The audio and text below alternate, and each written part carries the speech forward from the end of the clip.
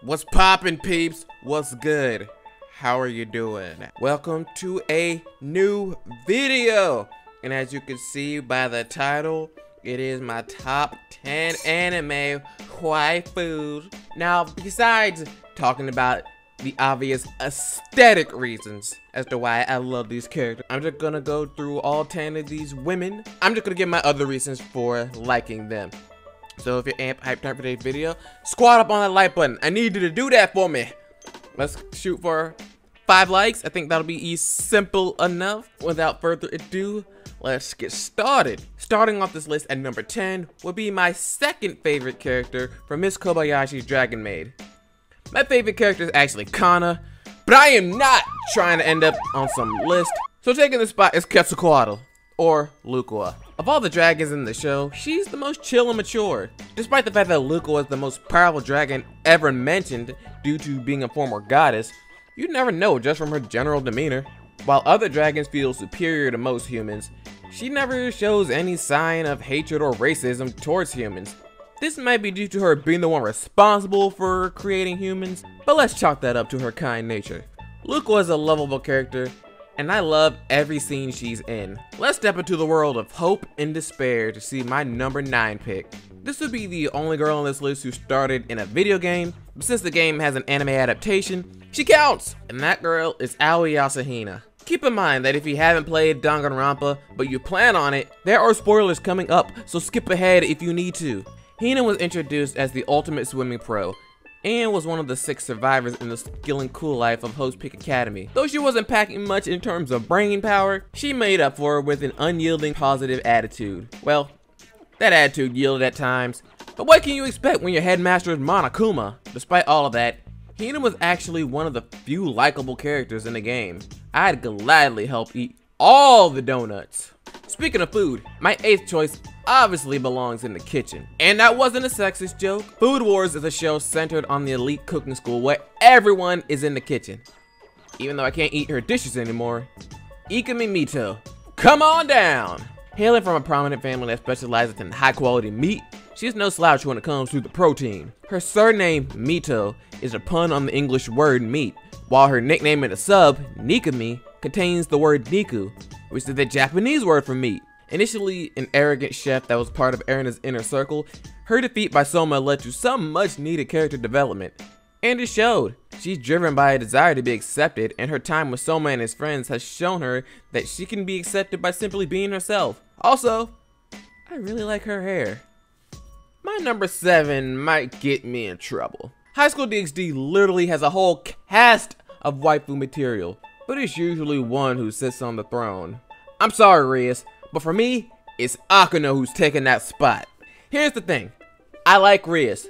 She's one of the most attractive girls in all of anime, but her clingy personality when it comes to Issei is so off-putting that I'm going with Akano all day.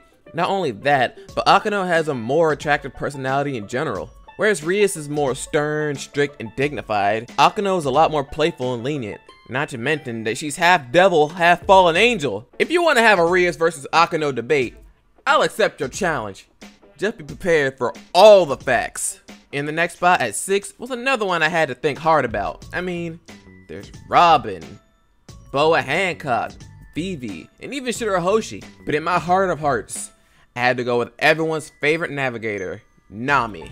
Since her introduction, I was all in. Though she started off as a thief, she grew to become a valued member of the Straw Hat Pirates, even without being crazy strong like the rest of the crew. When it is needed for her to fight, Nami is able to hold her own with her climb attack, a weapon used to create and manipulate weather on a small scale. One of the few things I love about Nami is that she's essentially the foil to the crew's shenanigans. Whenever Luffy does something stupid, she's one of the first to put him back in check. Her best quality though is her undying loyalty to the crew. As I mentioned, Nami was originally a thief who stole from pirates, including the Straw Hats. It wasn't until she was saved from Arlong that she completely pledged herself to Luffy and everyone else. Loyalty, loyalty, loyalty. As we're dipping into the top 5, we step into the world of fantasy, adventure, magic, and conquest. If only it were that grand. We're talking about Konosuba, and at number 5 is Aqua. Aqua is the best only because of how dumb she is. She is a goddess and a lot more powerful than she lets on, but her lazy, egotistical personality often make her quite useless in most situations. As a matter of fact, when Kazuma chose her as a cheat item, the other gods were so happy she was gone, they placed the condition on her that she can't return until the Demon Lord is defeated. But that doesn't mean Aqua's without redeeming qualities. When Kazuma was put in prison, she devised several escape plans. None of them worked, but at least she tried. Next up is someone who deserves no slander. Starting from the bottom, but rising to her own as a formidable ninja, is the one and only Hinata Hyuga.